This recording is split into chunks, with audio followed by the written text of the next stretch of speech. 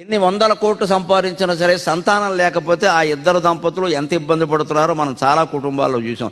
ఏం తినేవాళ్ళు లేరు, నట్టింట్లో నవ్వులు లేవు, పసిపిల్లలు లేరు, ఇది ఒక ఇల్లేనా అని బాధపడేవాళ్ళు చూసాం. అంటే సంతానం కూడా ఒక సంపద.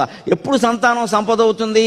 మనశ్శాంతి కలిగించిన సంతానమే సంపద అవుతుంది. దుర్వ్యసనాల పాలైన సంతానం సంపద ఎలా అవుతుందండి? అందుకని ముందుగా విద్యార్థుల్ని విజ్ఞప్తి చేసి కోరుతున్నా, మీ తల్లిదండ్రులు ఆనందించే విధంగా ప్రవర్తించండి. మీ తల్లిదండ్రులు ఆనందించే విధంగా ప్రవర్తించండి. వాళ్ళకి మచ్చ తీసుకురాకూడదు ఎట్టి పరిస్థితుల్లో. తల్లి కన్నీళ్లు పెట్టింది అంటే జీవితం అంతా శాపం అయిపోతుంది మనకి. అది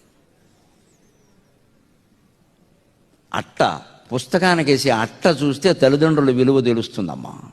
ఒక కొత్త పుస్తకం మీరు కొన్నారు, అదేమైనా మాసిపోతుందేమో అనిపించింది, వెంటనే అట్టేస్తాం మనం. దానికి కాస్త గట్టి అట్ట వేస్తాం, లేకపోతే దినపత్రికైనా వేస్తాం మొత్తం మీద.